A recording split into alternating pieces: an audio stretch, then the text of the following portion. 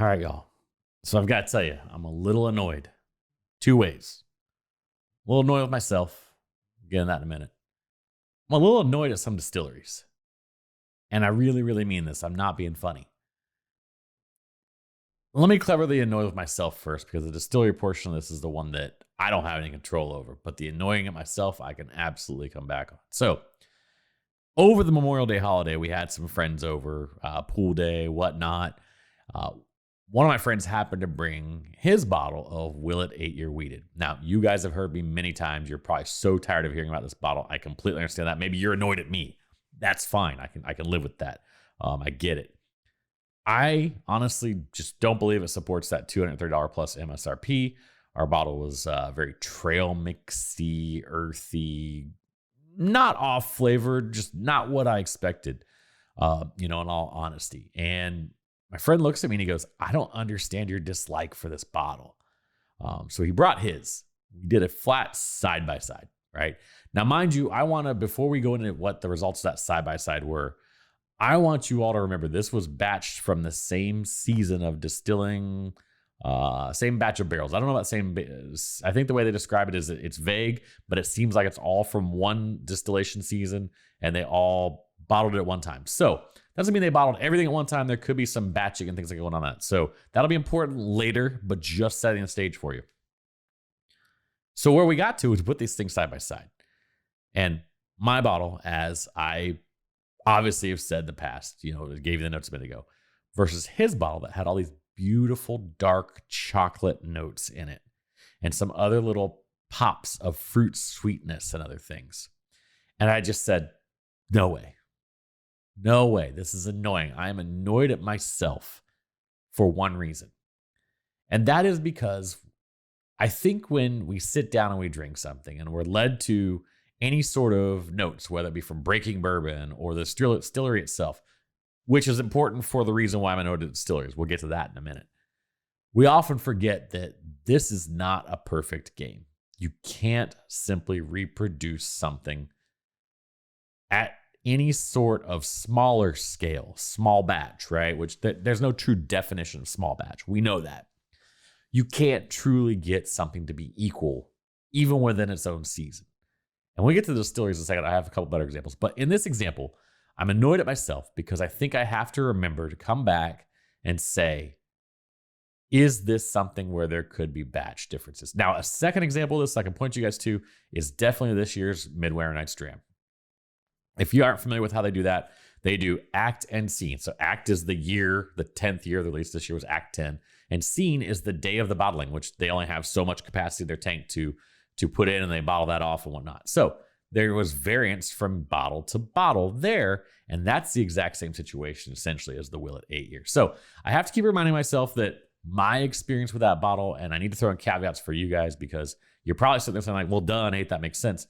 But I don't think a lot of people actually stop and think about that. So I'm annoyed with myself. I got that off my chest. I feel better, but I am still annoyed a little more at some distilleries. And here's why.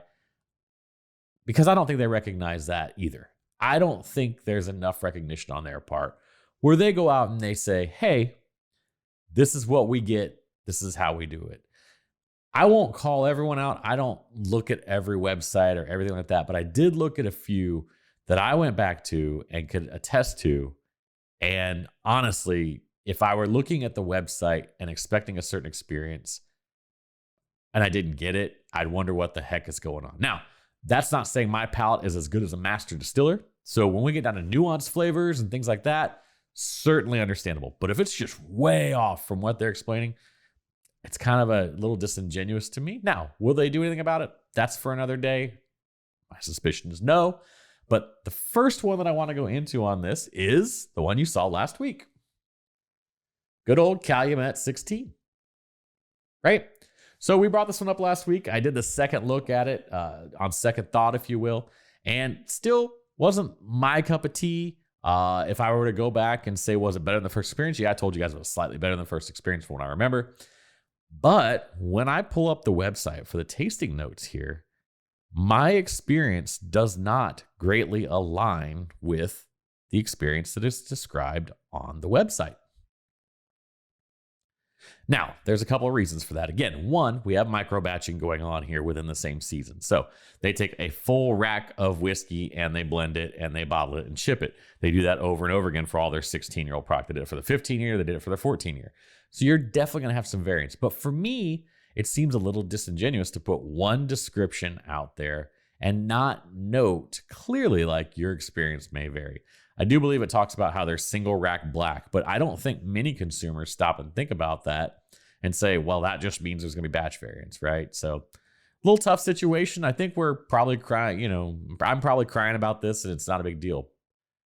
The other thing that comes up with whiskey a lot, and I see this more as more of the kind of cognitive dissonance that might come up for a lot of people versus the micro single season blending differences, which is one issue, is those that have an annual release or a semi-annual release, a spring fall release. And I'm talking about a product like Willett Family Reserve Rye. So when you go to Willett's website, they describe this product and they have a list of descriptors. And I can honestly tell you, James and I recorded an episode a few months back, had 3 different varieties, and only one of those was even remotely close to what the descriptor is on their website. So do I think most people are going to the websites to get their tasting notes? Probably not. But the fact that it's out there is honestly something that I think we need to really think about and possibly look at to our distilleries to say, hey, maybe you want to give us a little more variance. If you're not going to give us each individual batch notes, which I think is unrealistic. So I don't know. I'm only putting it out there because I think someone will be like, well, why couldn't they just give us batch notes? I mean, like in the case of the Willett Family Estate Rye, I mean, that's not a spring fall release. They're releasing that rolling 90 days. It's like it could be 4, 5, 6 releases in a year or more when you think about the volume they're doing. So that's not really going to be a great solution because they're just simply not going to take that time to do that. And I don't blame them, to be honest with you. But I tried to think of good examples that we could, have be akin to this with anything else. Like I think back to my craft beer days, and you hear some variants and things like that.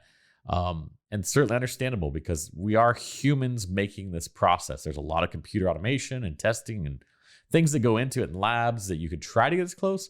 But at the end of the day, there are other variables you simply can't control. So I just want to say, like, at the end of this thing that, me having this kind of, I won't call it epiphany because I knew this in the background. So I'm more annoyed at myself, like I said at the top, for not really being cognitively aware enough to be like, hey guys, this is something that we need to consider when I pan this bottle or not. Which, by the way, neither one of these bottles, based off the experience, would I purchase, to be very honest with you. You guys already know about the Calumet 16 based off that experience. I just was underwhelmed. I thought it was a solid product, but not great for the $140-ish price tag on it. This Willett Family Estate Rye, if you hear things people say about Family Estate Rye, they love it for the most part. And honestly, I would not have bought it based off this experience. It's just not up to par with what even their description of it is. So that said, I think most of us are probably going to either friend recommendations, YouTube people recommendations, whiskey tubers, if you will, or like a place like Breaking Bourbon that we know just does high volume. There's a trustworthiness factor. Of course, some people probably still use Thrillist and stuff, but whatever, hey, whatever floats your boat.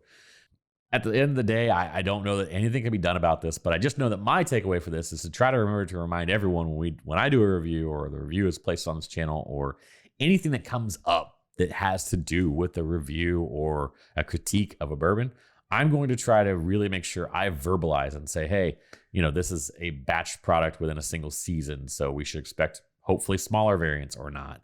But at the same time, I'm going to try and keep that in my mind. I can't thank you guys enough for watching today. I hope you enjoyed this content. I'm going to link some other content above. And until next time, cheers.